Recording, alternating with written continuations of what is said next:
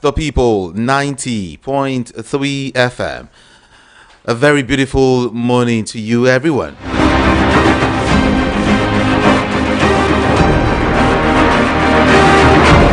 Yes, it's still morning, 10:44 a.m. just right here in the studios of VOP. That corner, corner where we talk health or health related matters. Okay. Doctor's mic. Okay. Doctor's mic is on, everyone. Tell someone to tell someone to tell someone to tell someone to tell someone to tell someone to tell that we are just right here because you're there. And of course, let me let you know that I have Dr. Charles Adeogun just right here in the studio already, and we are set to talk. Good to have you join us, Doc. Good morning. Of course, good morning to you. Good morning. Good morning to you. All right, everyone. Like I said, there are some messages I couldn't read out last Thursday, and I told you to please, do a repeat of that message so I can read it out this time around. So, if you're still there close to your radio set, please, you can send in your messages now. Start sending in your messages via 081. That's WhatsApp. Okay. You're just joining us for the very first time. Yeah, welcome. You're just joining us for the very first time. Yeah, welcome. But last week we were looking at sexual health in marriages. All right, and we looked at some facts. We looked at some myths, and of course, a medical advice. Of course. So today we're looking at. It's gonna be a part 2 of what we discussed the last time. It's going to be a part 2 of what we discussed the last time. Sexual health in marriages. Some marriages are actually breaking because of, no presence of what do I call that now? No presence of sex, or maybe just little. Maybe you don't just feel it at all. Or maybe your partner's got some issues, health issues, how sexual health can affect your marriage. How sexual health can help or affect It's either it's on one side or the other side. You can't be on the fence. No, it's either he's good or he's not good at all. All right. And so doctor is going to start by, let's recap. Let's do a little bit of recap. And help people understand what it is when we say sexual health. All right. Okay. Thank you. So sexual health is very important because in any relationship, intimacy is important, and the act of sex is actually a platform for bonding between married couples, and that union has a lot of factors, that come to play. You have physical, you have emotional, you have psychological, all acting together in unison to ensure that these parties are properly bonded in every way. And in fact, there's even, the spiritual aspect to also say that sex is also spiritual on that side too. That there's an angle to that. But basically, sexual health refers to being healthy with your reproductive health, and a lot of people, both men and women, can experience challenges in this area whereby they may not be able to maintain or sustain the sexual act satisfactorily. Maintain or sustain? Yes, okay. Satisfactorily. And some of them may not even be able to achieve it in the first instance at all. So it depends on what the problem is. And each, like we mentioned last week, each problem or each challenge is individual. So you cannot say everybody that has sexual health issues or sexual dysfunction is only one type of sexual dysfunction. That is why anybody experiencing any kind of sexual problems must approach the doctor to know what management is tailored towards that peculiar situation. So for a man, we mentioned last week, it could be problems with erectile dysfunction, it could be problems with premature ejaculation, it can be problems with retrograde ejaculation, it can be problems with fertility, because in some cases people actually do have a vibrant sexual life, but fertility is a problem. So, there's this angle to sex. Apart from the union between a man and his wife, you also want to procreate. So some people can have a good sexual life, but in terms of fertility, there's still a problem. So that is why you need an expert to help you dissect whatever your problem is, if you're experiencing any, and be able to give you the proper guide. And for women, you have some women who, for some reason, are not easily aroused sexually, or they don't even have the sexual urge as they should. So a lot of people have poor libido, and it becomes a challenge for their partners, and some other people have extremely high libidos that it can also become a problem for the partner. So there has to be a level of understanding, there has to be a level of finding common grounds, and that's where we mentioned the importance of, clarifying all these issues, from the courtship stage or the dating phase, so that you're able to know the sexual expectations of your relationship. You're able to know if your partner, has any known challenge already that you can work on or improve on. Because the problem is not that there's a problem. The problem is that identify the problem correctly and get the needed help in a timely fashion. Because that is what makes all the difference. Because people have issues. That is how life is. But what you do about the problem is what now counts. What intervention, what measures do you put in place to correct whatever problems you may be encountering. And like we said, it could happen to either gender, and it is not something to be silent about. Though we understand that particularly for the men, it may be a bit difficult because of a man's ego and because of the cultural expectations or societal expectations of a man. So you find out that men are a little more reluctant or hesitant to discuss, issues that they have sexually, because they find it kind of shameful or kind of humiliating that they are experiencing those kind of concerns. But in reality, those concerns are valid and they happen. But the important thing is for you to actually find out, is it a medical condition? Is it an emotional condition? Is it a psychological condition? Or is it something that has to do with you as a person, physically, that you need to tackle? Because you can't handle this on your own without seeing a professional. A lot of people assume that their problems are medical, only for them to go through medical investigations and find out that it's all psychological. It's coming from a place of you're stressed out, you're not getting enough sleep, and you are going through some things that you have not dealt with, some kind of depression that has been missed, and it has nothing to do with you physically. So, but you as, a person who is not a medical person, you can't figure that out. So that's why you must always present your case to a licensed professional to analyze your case and give lasting solutions to each peculiar case. Likewise for the women too. So we encourage the men, we did that last week and we're still doing that now, to please speak up. When you're experiencing any challenge, speak up, see a health professional. There's nothing embarrassing about it. Overcome that restraint that you have of talking about your challenges, because that's the only way you can find a solution. Approach doctors. They will send you for relevant investigations. Based on the findings of your investigation, we can find out where the problem is. You have a chronic illness. Is it from one of the medications you are using? Is it from your lifestyle? Is it from alcoholism? Is it from smoking? Is it from other recreational drugs you may be, abusing? That's, gives a good indicator of where the problem is, and then you can be helped accordingly. And if you need a sex therapist or you need a psychologist, help is also available. Let me ask, because last week we went so deep discussing several issues, and I would want to begin from that end. Let me first of all ask you, menopause, when one has attained menopause as a woman, or let me say, does menopause reduce sex drive, or it increases it?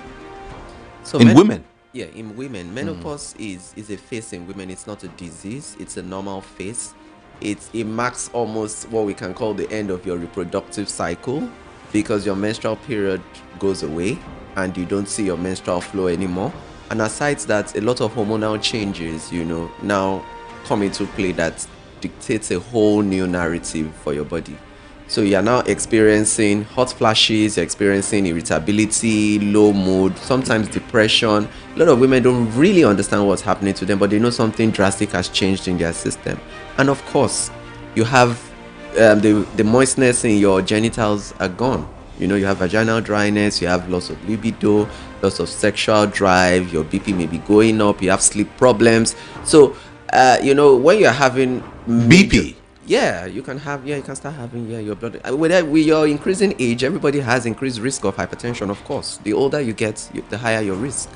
So hypertension is something that comes, you know, with increasing age. That's increasing age is one of the risk factors. But it's just that nowadays we are finding younger people having hypertension because of lifestyle, because of diets, because they are not exercising, because they are obese, they are abusing alcohol, and the kind of diets, you know, that they are consuming are things that are not healthy, unhealthy fats, high cholesterol diets, you know. So those are increasing, you know, the chances of younger people having that. But really, in the real scheme of things, ideally it comes with age, because the thickening of the arteries, calcification of the arteries, plaque formation, all those come with age. So definitely the protective nature of the female hormone during the reproductive cycle is kind of protective for cardiovascular events. But when they get to menopause and those hormones are declining, then they carry equal risk as men. So their BP starts going up, they have sleep disturbances and all that. Somebody that has hot flashes, that is irritable and all that, sex may not be what the person is looking for at that point in time. You know, so definitely they would have lower sex drive because of the changes in the hormones. And their spouses should understand that. You know, that it's not a personal thing, it's actually what's phase they are going through in their lives. And of course, when a partner is experiencing something, the other partner should talk about it with their spouse, and then there should be a mutual understanding of what is going on. And if they are in doubt of what is really going on, they should see a health professional who will put them through and let them understand that it is not peculiar to them, that these things happen, and when they do happen, there are options, there are alternatives, you know, and things to do to improve the process. But you know, like I said, there is no one treatment fits every single type of situation. So your health professional would know what is tailored to suit that particular couple or that particular purpose, because a lot of people have different underlying issues. They come from different family backgrounds, they have several illnesses in their family line. So you can't just say a particular treatment is ideal for everybody, like the HRT, the hormone replacement therapy we talked about, that some people use in menopause when the menopausal symptoms are overwhelming for them. So you have to replace some of the hormones that are declining in them, but it's not applicable to everybody because of the potential hazard or side effects it may have in some people.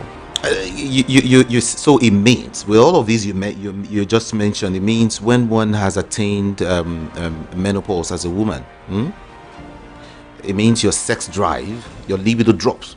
Yeah, considerably. Yeah. But I can say for some it's quite different. And that's why you never when they are when they've attained menopause, they are high on. That's why, you know, the one in like little girl. I mean, no, that's why everything in medicine, there's nothing like 100% of anything. When you're dealing with human beings, there's no 100% of anything.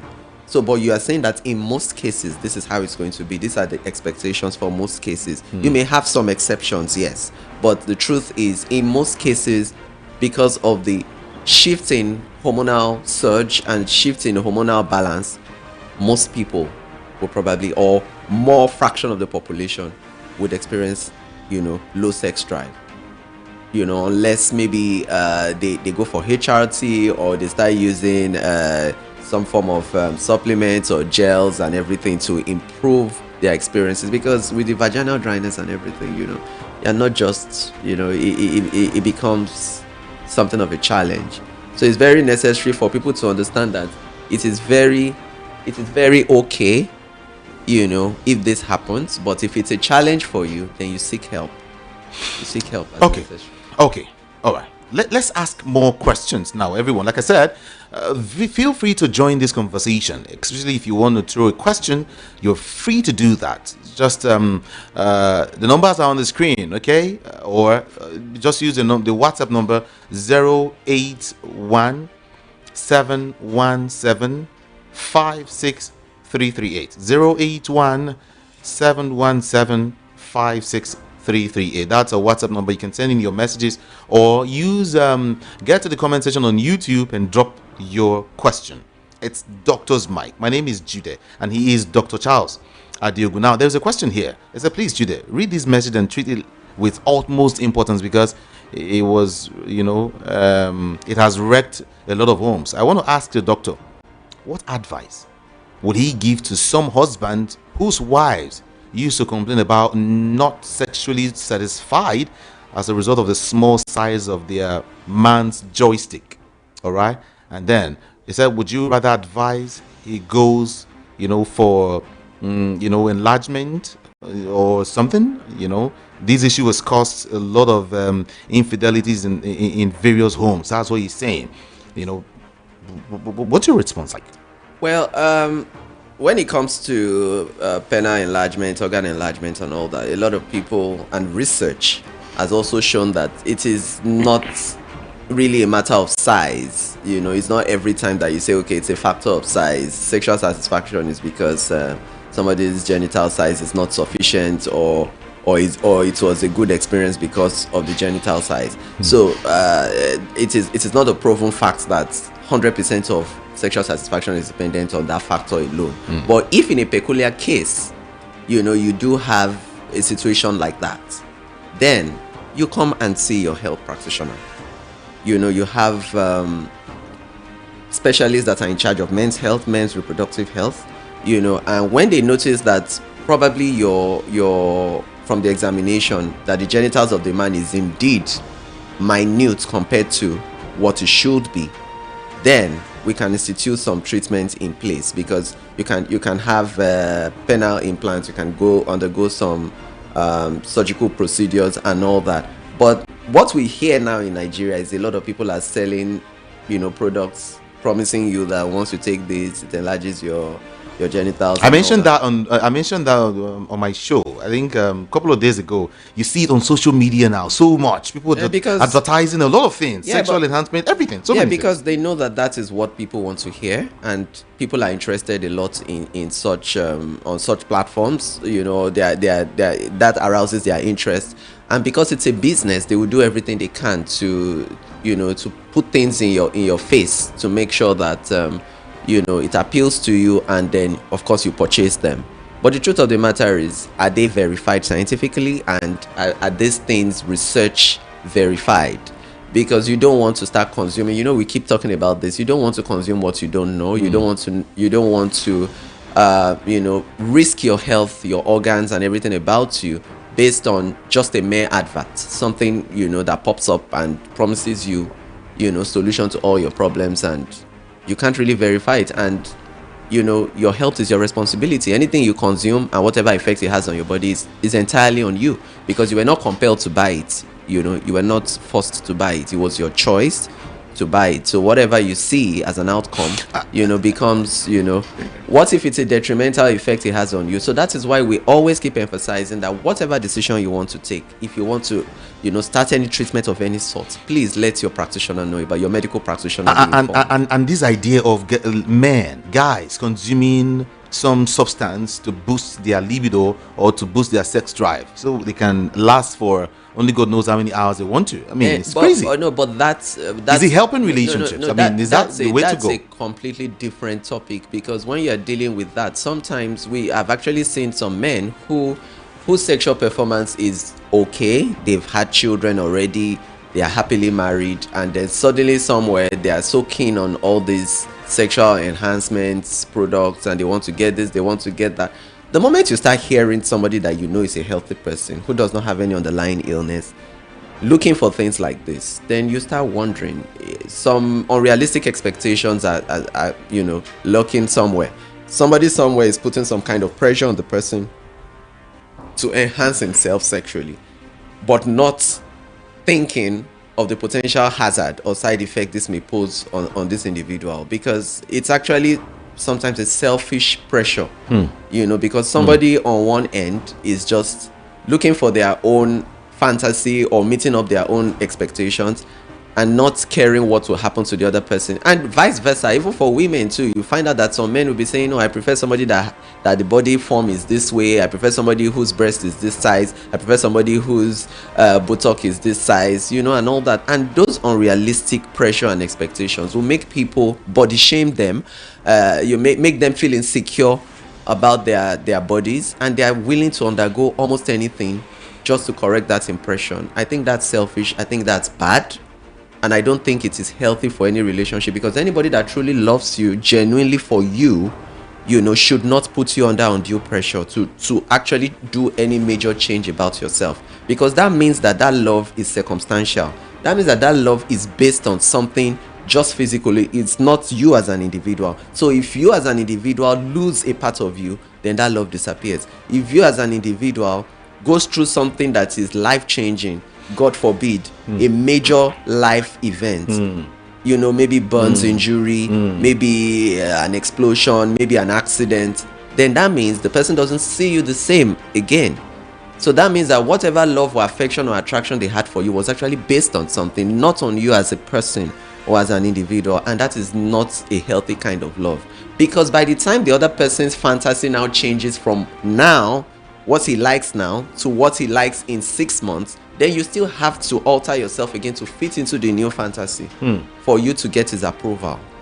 Otherwise, you're gone. You'll just be in the trash bin again. And then he looks for his next person. And if that next person too doesn't fit into what he wants again, and you're not ready to modify your body, or you're not ready to go under the knife at every instance just to fulfill whatever fantasy the person has, I don't think that is true love. Just like last week when we started the part 1 of this discussion, when a guy sent a message in, or a man sent in a message, and he said, see, my wife is so beautiful, that whenever I'm with her, I don't last long.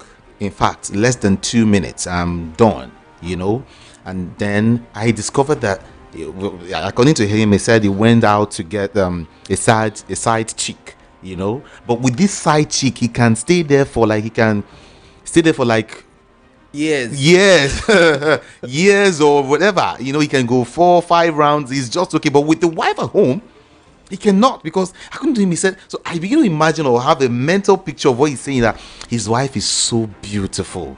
When you see her alone, you are just go and drink water and you're okay. But even from that statement, we can also, not being judgmental here or anything, but we can also pick a thing or two. When you give such compliments to your wife, that your wife is so beautiful, she's so radiant, she's so this, she's so that, why do you actually need another person? Why are you even interested in another person? Are you not trying to tell me that the other person is, I don't know, from whatever he has said, I don't think in beauty or in physical features the other person is comparable to his wife from what he painted to us. So the person is nothing compared to his wife in form of attraction that he has. Of course. Yes. So, but for him to still be able to go there, that tells you something about the human mind. So the human mind is insatiable. Human wants are insatiable. Just like in economics, they will tell you human needs are endless. You are always wanting insatiable something. elements. Yes, you're always wanting something.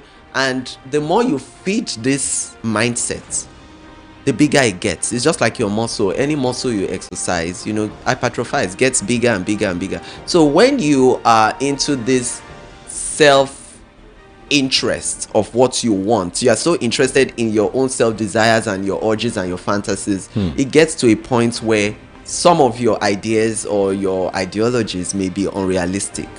And you keep looking for something you may never find. Because if you are going to go around all the people on earth, if it was possible, you will still not get the satisfaction you're looking for. So there is also an angle of discipline and self-restraint in these things. We humans are created to have emotions, but we are not impulsive creatures. We don't just move on impulse. That's why you can't just go to the streets and slap somebody just because you feel like slapping the person. Even if your mind tells you, this person, I think it would be nice to slap him, let me give him a nice slap. You would never do that, because there's still something in you that will tell you, oh, that's a thought. Just because it's a thought doesn't mean I should act on it. Because you have self-restraint, and then you also have emotions that can actually, subdue whatever your urges are. That is why you don't just move on anything. You don't just see anybody attractive and jump on them, right? Because you can restrain yourself. So we need to work on that self-discipline and self-restraint, because if you are actually committed to your relationship as you say you are, particularly in a marriage union, then you know that self-restraint, discipline comes to play. Because if you as the man is thinking that way, your woman too may be seeing other attractive people. So if she attempts to start trying that is the issue on that level. Doc. So that's the issue with commitment right now. Yeah. It's so difficult. You see, right now in our current world, it's so difficult to get committed. Yes, because I don't know why. Because there's a problem with commitment. Because commitment requires discipline. Commitment requires you giving your From all. men and women alike. Yes, and it's not only in marriage or sexual relationship again. In everything, commitment is a problem. When you give people a task, you tell them this is what is delegated to you. We want you to do this, do this, do this. This is the time frame. By the end of the month, we're expecting a feedback from you. We're expecting that you'd have completed this and that. It's a problem because by month end, excuses would come up.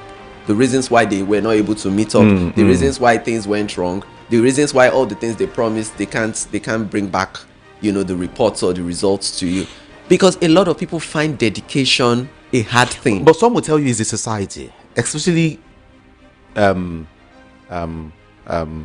it has to do with a man and a woman, something that has to do with the heart, something that has to do with sexual or whatever. Why must it be the society? Yeah, because men will tell you. For instance, I tell myself today, henceforth, I'm done with any other woman besides my wife. I'm done. I don't want to have anything. And you walk out there and you see the way ladies are dressed, or people are dressed. What you watch on your phone, the kind of things that goes through social media these days, even on the street, you want to they just advertise sex everywhere. You understand? Yeah, I get that, but that is still, when on a list, that is really, really lower down on that list. To me, I'm going to rank self-restraint and self-discipline higher than that, because the fact that somebody is dressed somehow doesn't necessarily mean you should jump on that person. You should have self-restraint. Is it every single food that is put on the table that you must eat? Some things appeal to you, but when you just weigh it in your head, that's why we're talking of adults here, not children. We can forgive children when they act on impulse, and they don't have a bit of restraint, and they just get carried away and all that. But adults that know they have to live life with consequences, that your actions have consequences, that once you make a choice, the decisions you make have lasting consequences. You are married, you have a family, you have targets to meet, you have a career or a profession that is pressing on you and you need to perform, and because you went somewhere and you saw somebody, a stranger that you don't know, that means nothing to you, you're going to sacrifice your marriage, you're going to sacrifice your children, the happiness of your home for that, a fleeting experience. No, now I think it's more of a problem of people not having self-discipline. A lot of people can't restrain themselves from many things, and it even happens to food. As a doctor, I've seen a lot of people, you tell them this food is not good for your condition, this food will raise your blood sugar. That they go chop one. And you would even see it to the extent that somebody is admitted because his sugar is elevated, uncontrolled, bad, he has issues already, and we are saying that your drugs alone will not do the magic. You need to do your exercises, you need to change your diet, you need to be on a new meal plan. You give them all that, the person will still have that thing sneaked into him. He's still in bed, ill in the hospital. He will still have that, what you have restrained him from eating, he will still have it sneaked to him. That tells you something about the human mind, that even staring death in the face is not enough for you to change somebody who is not a disciplined person. And discipline is a big issue.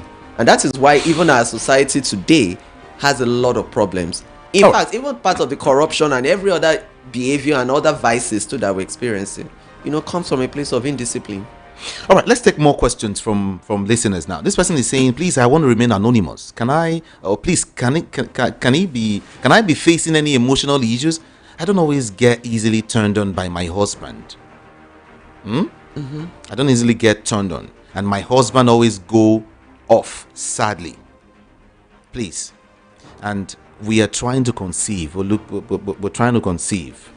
Okay, excellent. For her, she doesn't. I understand that perfectly. Easily gets turned on. And that can happen because I don't know how long you've been trying to have a baby, or how long you've been trying for.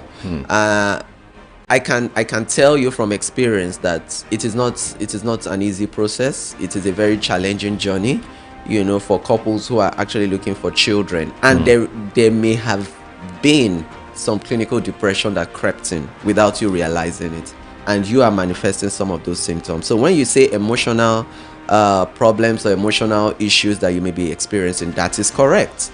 You may actually have some form of mild depression starting, because I can quickly go through some of the symptoms of depression, and if you know that you've been experiencing any of this, please go and see a health practitioner before it gets worse. People that are depressed may have low sexual drive. People that are depressed may start losing sleep or sleeping too much. You may notice dropping your appetite or overeating. You may also notice that you are always having low energy, you're always lethargic, you're not interested in things that normally interest you, and then you are becoming withdrawn or isolated. All these things may be pointing to depression, and if this has lasted for 2 weeks or beyond, you should please try to see a doctor or see a clinical psychologist also, who would delve into your matter and ask you more important questions to arrive at a diagnosis. So if that is the case, it needs to be treated before you would notice any form of improvement.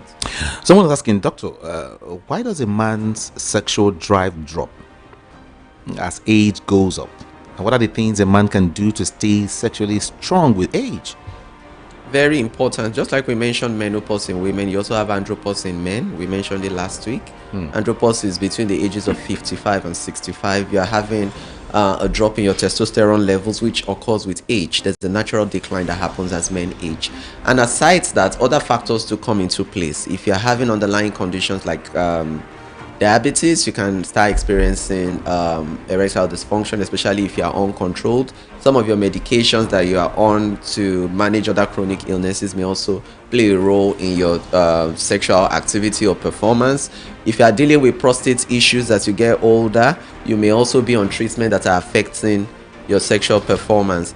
Then some other hormonal imbalances, that occur either because of lifestyle or because of your obese nature, if you're overweight, or your alcoholism, can also play a role in the decline of your sexual performance. Like I said, there are no two men that have exactly the same situation. So if you're experiencing any form of sexual problems, don't assume it is because of one thing alone. Go and investigate, so that we are going to know what suits your particular case and then institute the right treatment. There are a number of investigations to do. Your hormones will be checked, the testosterone levels, you can even go as far as checking for your prolactin levels, your estradiol levels, LH, FSH. All those things let us know, what is going on, with your hormones, because hormones are chemical messengers that dictate a lot of things about how our body functions. So the way your brain and your genitals are connected, you have pathways, and these chemical messengers called hormones have a huge role to play in that. So you need to be properly investigated. All right. Since after my hip surgery, my erection is almost dead for over 2 years, and I've not had interiors. What do you think can be the remedy, doc? Well, it depends on what type of surgery you did. I don't know if it was a hip replacement surgery. I don't know whether it was another kind of pelvic surgery. But around that area, you have blood vessels, you have nervous network that coordinates erection. We mentioned last week that for you to have a good erection, you must have good blood circulation and good nervous coordination. So if anything goes wrong with either of them or both of them, you're going to have erectile problems. So the best thing for you to do is to go and get some proper evaluation. There are some scans that you do that can help us know the blood circulation to your genitals, how effective they are, and the kind of response your genitals have to such blood circulation.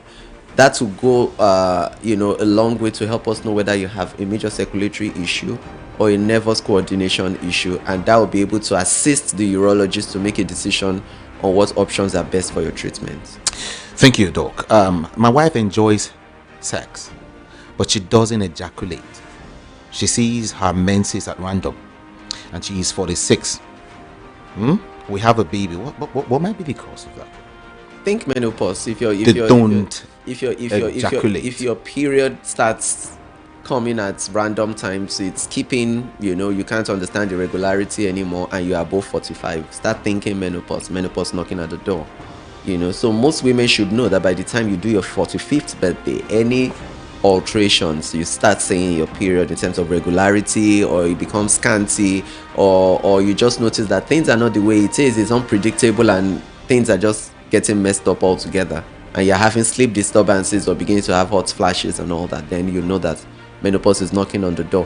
And you cannot expect that your sexual life would also remain the same in most cases.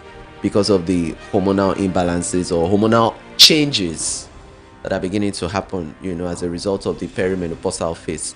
So I think that is what is responsible, and I think going to see a gynecologist, running your hormone profile to see which hormones are within range and those that are not, will be able to guide to know what the issues are. But for me, any complaint a woman has relating to sexual health and her menstrual period after the age of 45 is likely menopausal in origin. All right, there's some personal issues I know people are facing. Like, for instance, this person is saying, they said, I have been married for 15 years now with kids. I notice anytime I need sex, I will beg and beg and beg for almost 2 hours before my wife will allow me. And it has really pissed me off presently. I went outside to get a side chick. Getting committed, as you say, giving a woman all she wants, but the woman will deny you when you need her, and you expect a man to be happy just to have sex once in a month. It's difficult. And you say commitment? For where? Commitment? Well, I think he's paranoid with his own personal, situation. Like we said, in the courtship game or in the dating phase of any relationship, there are lots of things that should come to the table. You should know about your different backgrounds, and if you are compatible truly, it goes beyond just physical attraction.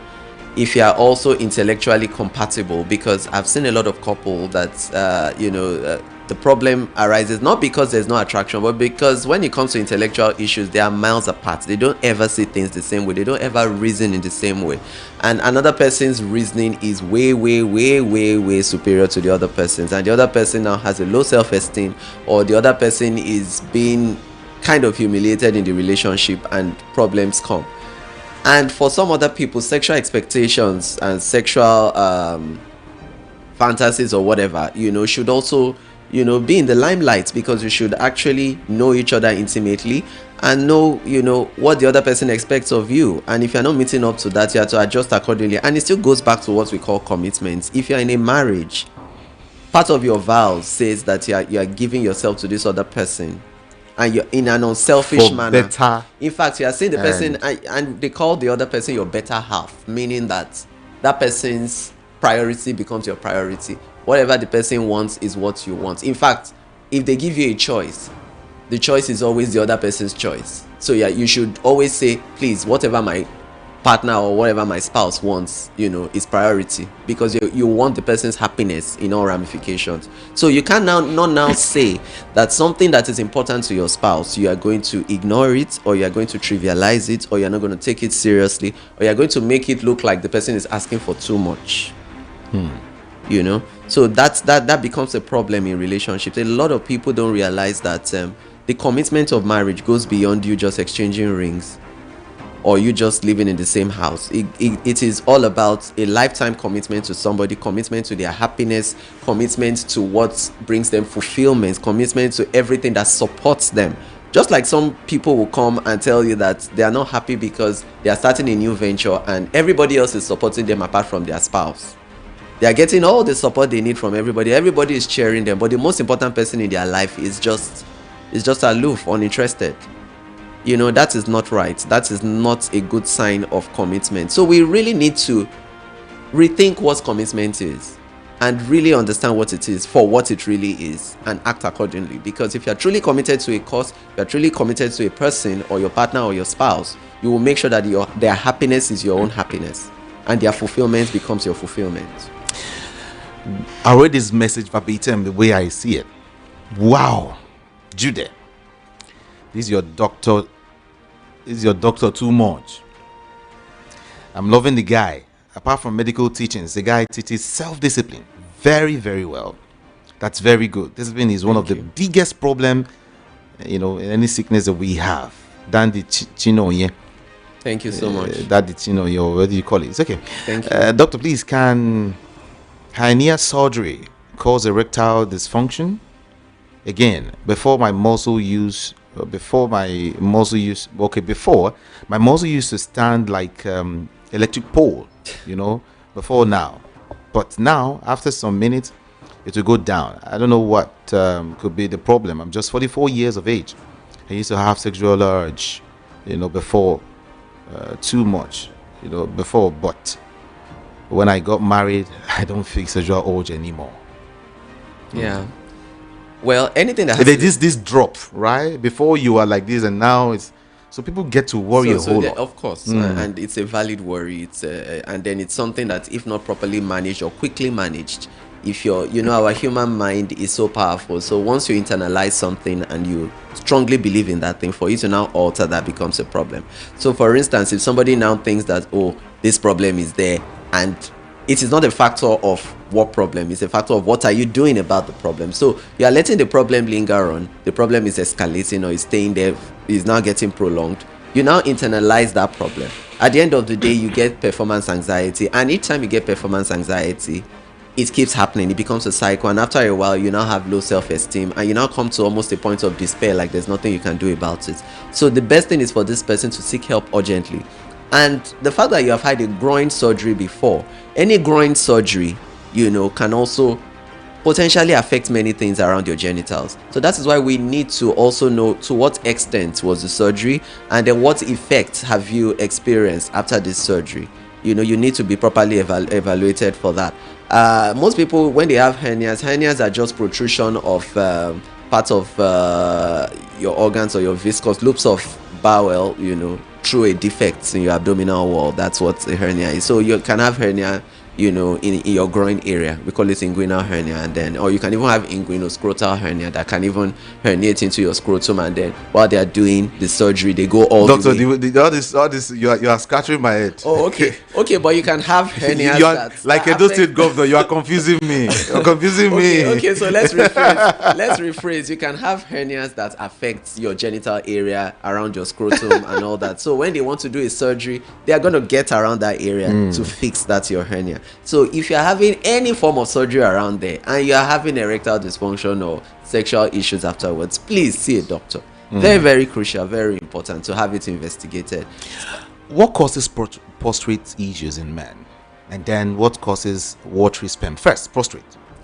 Okay, the prostate is a gland, it's a walnut-sized gland, found around the neck of the bladder in men. It only occurs in men, and with age, it has been noticed that there is some degree of enlargement that comes with it as a man gets older. So if a man lives long enough, he's going to experience some form of prostate enlargement, but that is not the problem in itself. It becomes a problem when the enlargement is now so much to the point that it now obstructs the neck of the bladder, and the outflow of urine from the bladder becomes hindered. So if the bladder is not emptying as it should, then you now start having men complaining that they wake up frequently at night to pee, not because the volume of urine is necessarily increased, but it's because you are not emptying at once like you would have when you were younger. So each time you feel the urge, you just see it's just coming out a little, trickling out, and then you go back, and then the next moment you're having the urge again to go and pee again. Okay. So that's what causes the frequent urination, because of the obstruction to the flow of urine. And depending on the degree of enlargement, the more the obstruction. For some people, they have complete obstruction in some cases, where the bladder is so distended, full to capacity, and it cannot expel urine. And then you now have backflow of the urine into the kidneys, and that can lead to potential kidney issues as well. So that you can see that prostate issues, can have other complications like kidney complications. This prostate thing we're talking about, eh? So that's the normal non-cancerous prostate issue. Okay. So that's the benign prostate enlargement. So that's just simple enlargement that comes with age. It's not cancerous. They will first of all place you on some treatments to relax the outlet of the bladder so you can empty better, or give you drugs to shrink the prostate if it is not too big. But if it's too big, then you may need to go for a surgery. A surgical procedure may be required to relieve that obstruction. But you have cancer of the prostate. That's a different ballgame.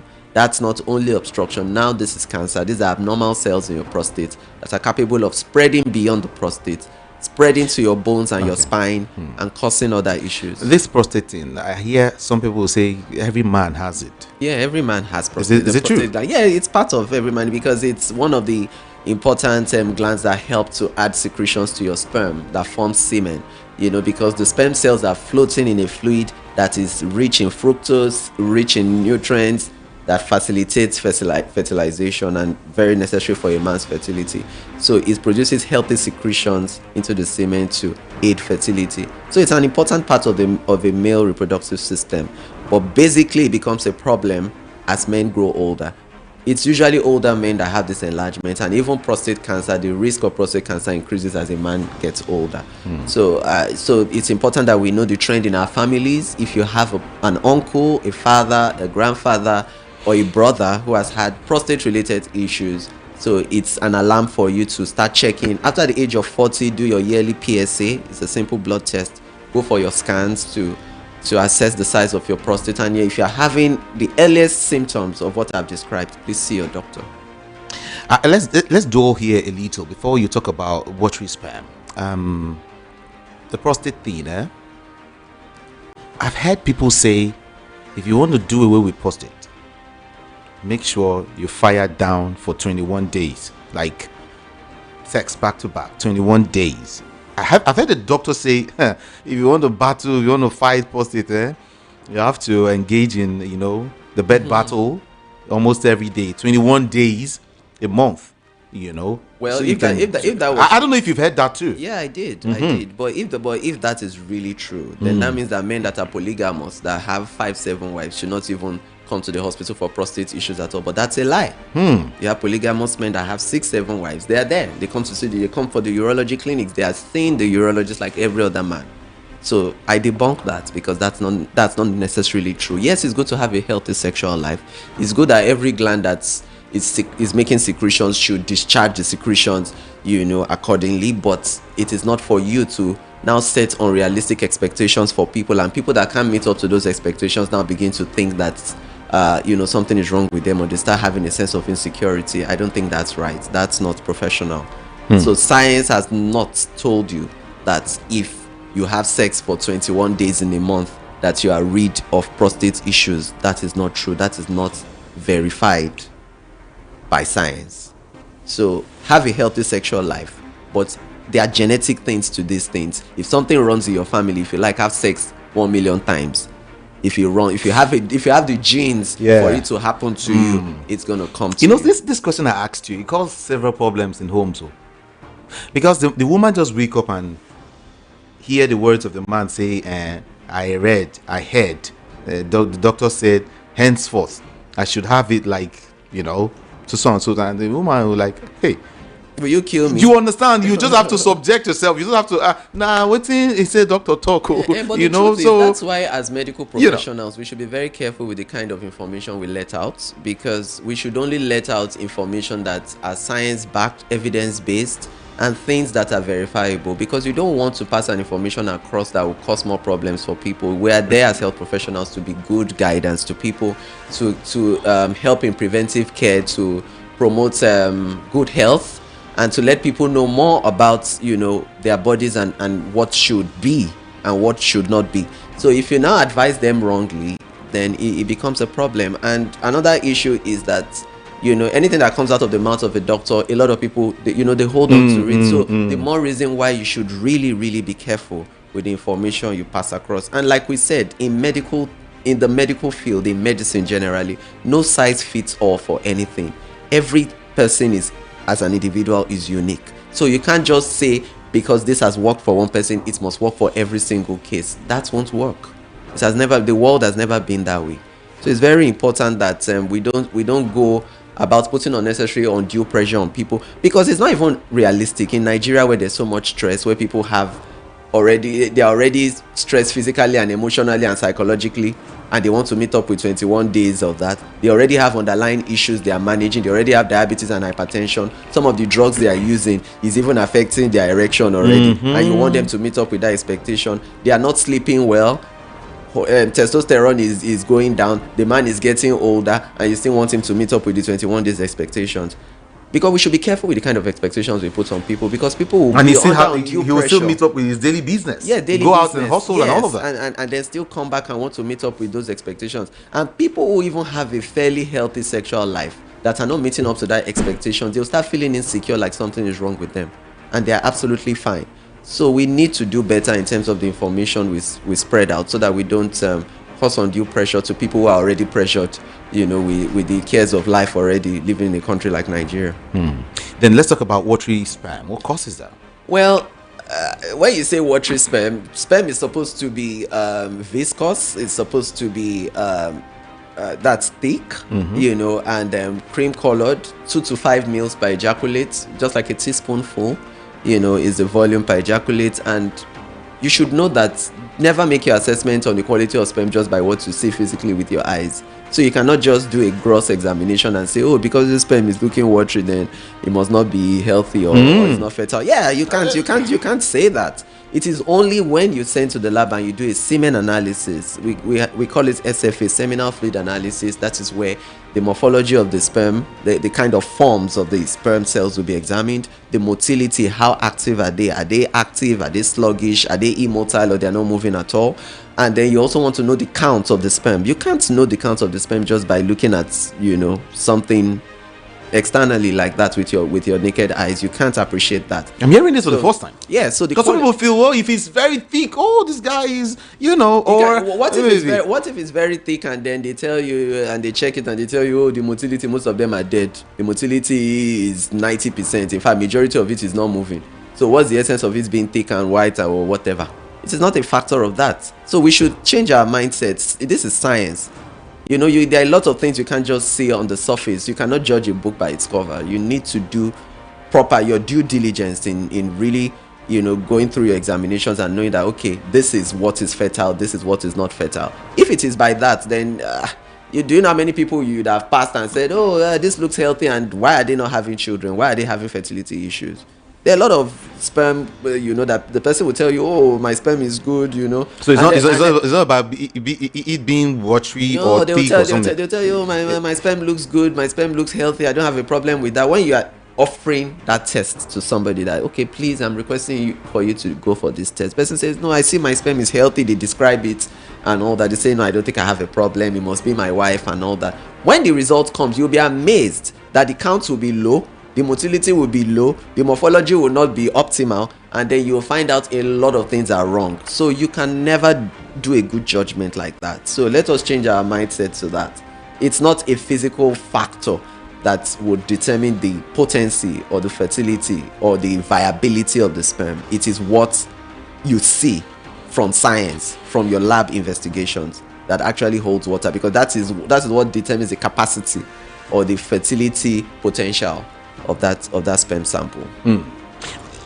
So people don't know all of these things, and somehow I just wish people get to know. They go for seminars or talk to us. Yeah, I think we have a problem in Nigeria as a people. We, naturally we don't do too much of reading. I just realized that, because you give somebody a piece of paper and you just look at what is on the piece of paper, just 5 lines, and you give it to the person and say, please just read. The person say, no, just tell me what's there, and you're like, no, it's just 5 lines, just take it and read it. The person says, no, you've read it now, just tell me what's there, so I won't bother reading it. So they have this avoidance behavior towards reading, towards research, and towards acquiring new knowledge. There is nothing like I've known it all. Everybody, we are all in a learning process. There's a saying that says that when you stop learning, then you start dying, because in this world things are changing. The world is dynamic. What holds 10 years ago may not hold again today. And what we are hailing today as a huge innovation, as something wonderful, in the next 15 years we look at it and say, what's this? And when it came then, we're thinking this was something special. In fact, from my research, things change in 3-6 months. Of course. Not even years. In 3-6 months. Even relationship. Every day things change. Even your blood test. You take a test today, take a test again in 2 weeks. It's not the same. And no good doctor is going to bank his treatment on a test you did in the past. He will say, please, you need to repeat your test, not because he wants you to waste money, but because he wants to know your current status, because he knows that whatever result that you brought from the past is not valid today again, because things that is how life is. So if you don't change with the times, if you don't change your mindset, if you don't have a teachable mind, or you are able to adapt to new things or embrace new things or new knowledge, then it's a problem, because you remain stuck, and you will just notice that you just close your eyes and open them, and the world has left you behind. So we need to do better as people. I have to also say this. One of the reasons why we've been able to put this show together is so as to be able to reach out to people. Absolutely. Reach out to a whole lot of people. Last week we were talking about churches. Yes, churches, talking about health talks, talking about Yeah. seminars, workshops. We need a lot of awareness creation relating to medical issues, relating to health, relating to emergency response, relating to what do you do when you suddenly have an emergency and there's no doctor around. What do you do when something happens to you and it's unexpected and you cannot get help easily, but what can you do on your own without being a health practitioner that can still be something beneficial to the casualty? First aid trainings, all these are important life-saving skills. We need to do better to have these things. So we offer these services, seminars, conferences, workshops, outreaches to communities, helping to educate people in churches, in corporate organizations. Mosque, estates, yes, estates. Everywhere, schools, communities, it's very important. People need these information. We need this life-saving skill. We are tired of hearing that people are dying from very preventable causes. We're tired of hearing that people are doing the wrong thing. You are still hearing that somebody collapsed somewhere. People are just saying, take Sprite, putting a spoon in the person's mouth while they are trying to hold. If I have seen where a child, started fitting, and you see people crowded over the child, and what you actually need to do is that this child is having febrile convulsion. The child needs space. Remove the clothes of the child. The child needs air. Tepid spawn the child. All these things are not, you don't necessarily need to be a doctor to know these things, but we need to create awareness, and we need to know that prevention is better than cure. And the only way you can prevent is if you know, because if you don't know what to prevent, how would you act? So it's very essential. This knowledge is important. All right, you can go to if you can talk to the doctor. Aside him, there are also other doctors there and professionals. Absolutely. They are all there. Just go to, if you're on Facebook or Instagram, go to Doctor's Mike. Doctor, now you know how to spell doctor, DOCTOR''S. Doctor's Mike. Mike is MIC. Instagram, Facebook. You can go there and ask as many as possible questions. Get good answers. Surgeons are there, whole lot. We just have to put that together, so make sure we can reach out to people, can reach out to you. And we are happy with the responses we're getting, because like last week, we had somebody reach out, and that was a very good one. We're grateful for that, and we're really trying our best to help the person as much as we can. Because I have diabetes, my sex form really dropped. So sometimes I use Viagra to help my erection, just 2 times in a week. Is it good? If not, what must I do? That's what someone is asking here. Because you're diabetic, I would encourage you to make sure that your glucose is controlled, your blood glucose is controlled by all means. Because without achieving a good control, you would have erectile dysfunction as an effect, as a complication of uncontrolled diabetes. So I would need you to always do your blood glucose monitoring, and then you always go for your HbA1c. That's a blood test that also helps us monitor your control over a period of time. And then you go for regular health checks. Whatever meal plan you are on, please adhere strictly to the meal plan, because for diabetic patients in Nigeria, the meal is a problem. Some of them try to be compliant with their medications, but you cannot be taking your drugs and eating wrong, because it is not only your drugs that will give you the control you need. That's your diet and lifestyle. They are also crucial. So if you are not eating right, get to see a dietitian who would institute a proper diabetic meal plan for you, so you have an idea of the right kinds of food that you eat that will not spike your sugar. And then you also know the right exercises and how frequently you need to do it. I don't know what your weight is. If you are overweight, you need to work on that. Be more active, as your exercise not only helps you drop your weight, it also improves your insulin sensitivity so that you achieve better control. I can assure you that if your sugar is well controlled and you don't have high blood pressure or you're on other medications, you would definitely see some improvement. All right, someone's asking, okay, the same person, doctor, how can one reach you? Because it seems you are grounded in these. I told you, Doctor's Mike, DOCTOR''S,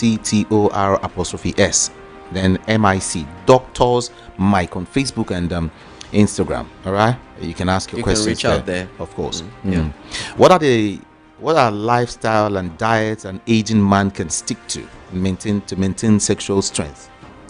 Well, to maintain sexual strength, first and foremost, you eat healthy. You make sure that you have your healthy fats, you're rich on your nuts, you're rich on your proteins, and then you make sure as much as possible that you limit your alcohol intoxication or consumption, because a lot of men, alcohol abuse is a challenge for them. And if you are dealing with obesity, you make sure you lose weight, because most men don't realize that the more body fat a man has, there's a process called aromatization where your male hormone testosterone becomes feminized into estrogen, and it will affect your libido, your sexual drive, and your sexual performance. So it's very important that if a man has belly fat, please get rid of your belly fat. For some people, it's difficult because it's genetic. They will say everybody in their family is big. So you need to make sure that your discipline and your motivation now helps you to pull through all the dietary changes and the lifestyle changes that you need to follow, and you make sure that your diet is what you stick to. Portion control matters. We are not necessarily saying don't eat this, don't eat that. Just maintain a healthy diet, but portion control if you are dealing with being overweight, because being overweight and obesity is a big factor for a lot of men. So you need to drop that weight. You can't be 120 kg and be expecting that your sexual performance would be excellent. It's only a matter of time. All right. I say thank you for bringing the doctor to your show. The topic is very important to the homes. Most women feel that they are doing favor to the men when they request for sex. Please, what are the implications on the man that is not having regular sex from his wife? Implications? Well, no direct implications per se, but the important thing is just that for your emotional well-being, it's necessary for you to have a healthy sexual life, and it's important for you to bond properly, because sex is not only for the pleasure of it, it's also the emotional bonding and the connection you have with your spouse, which is equally important. So if you're in a union with someone, a committed union, you should derive some kind of fulfillment from that union, and you need that, because most couples that don't have intimacy, they drift apart easily, and a lot of problems usually arise, and they don't see eye to eye on many issues. So it's important that whatever issues you are facing as a couple, you quickly tackle them head on, so that it does not escalate into something that actually wrecks the marriage. Okay. So we begin to wrap up now. Someone is saying, please, can a woman at age 49, 50, 51 get pregnant? It's not impossible, but we've addressed this before. It depends on what you're talking about. Is it assisted reproduction you're talking about? Is it that she has her eggs frozen before? She still sees her monthly, flow. She still sees her monthly flow. 49, 50, 51. But you should also consider the fact that even if it does happen that you actually achieve pregnancy, you are at an increased risk of so many things. Genetic anomalies in your child, because the older a woman is above the age of 35 and she has a child, you have syndromes like Down syndrome that are potential factors for the child. Yes. Oh, really? The child, of course. The higher the maternal age, the higher the risk of you having such conditions. So you should also. Now, doctor, you are weighing some people down right now. No, they are still believing God will do something. No, but it is the truth. It is the truth, because when you're trying to raise a family, you're also concerned about the well-being of the child you're bringing into the world. Like some people would say, nobody asked to be born, nobody asked to be here. So it was somebody that met another person and decided to settle and become a family and raise a family together. So whoever you're bringing into the world, you should make sure that they are going to be healthy, they're going to be useful, they're going to be happy, and they'll have self-fulfillment. You don't want to have children that at the end of the day, there will be children with special needs, so to say. That takes a toll on the family too, and even the child too would, So there are a lot of factors to consider when you're embarking on something like this. Don't just look at your own immediate needs, also look at what are the consequences that will follow your decision. 2 more questions to go. What's the minimum volume of sperm for conception? Is half a beer cup top enough? And does CS affect conception?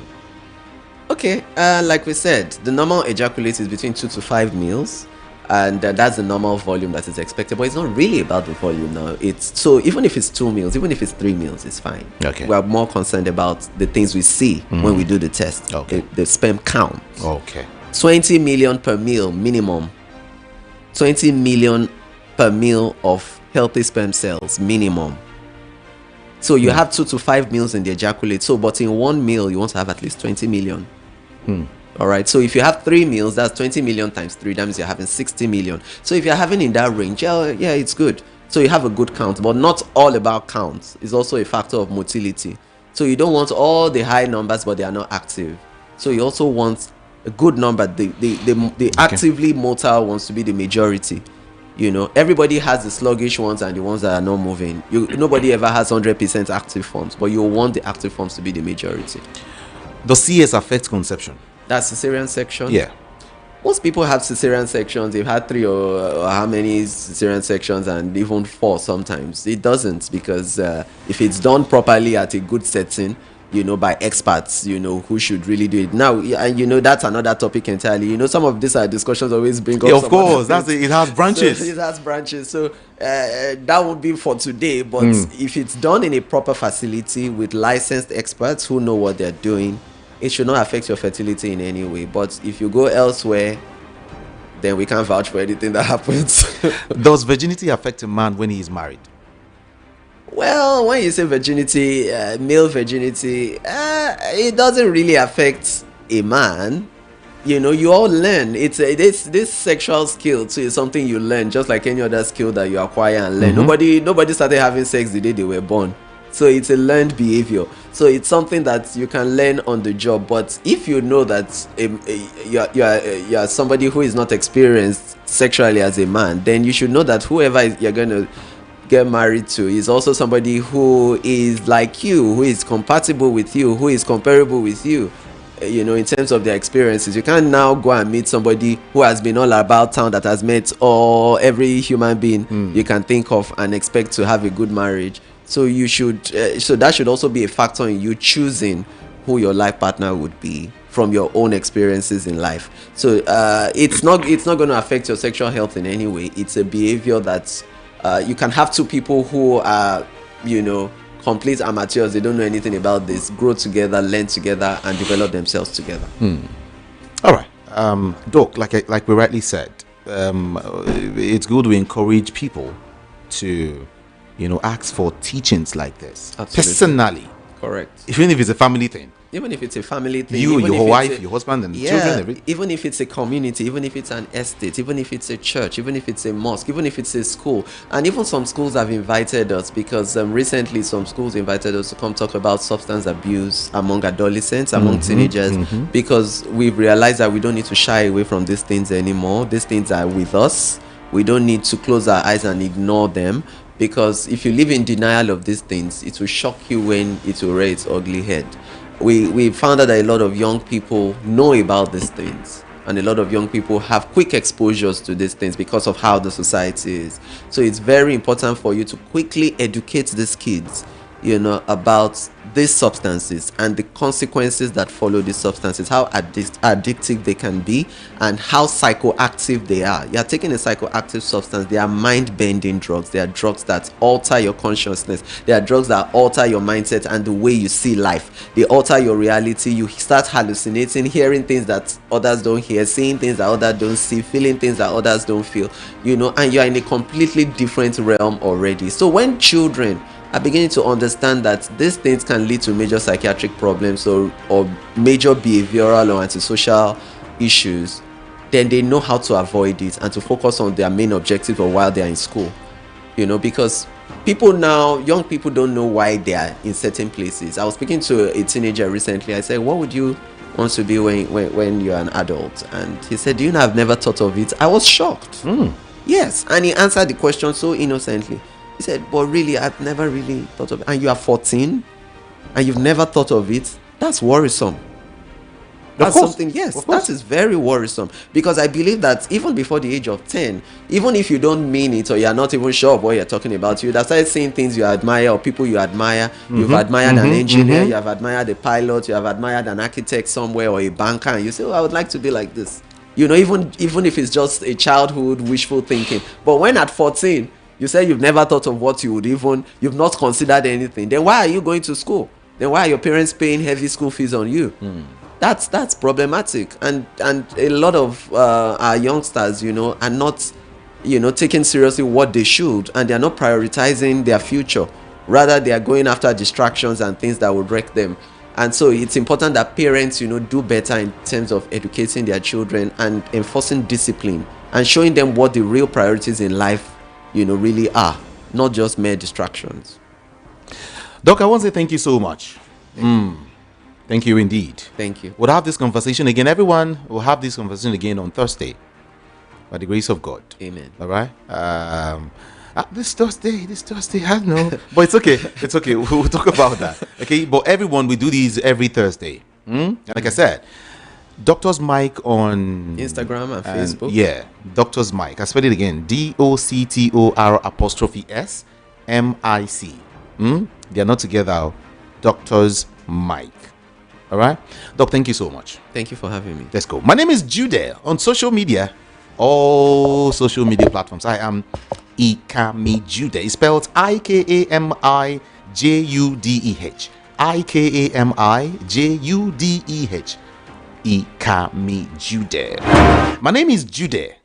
Ikami Jude. I love you all so much, and I will catch you later. I play a song by Michael Jackson, The Lost Children. I love this song. I love this song so much. I'm out of here. Good morning.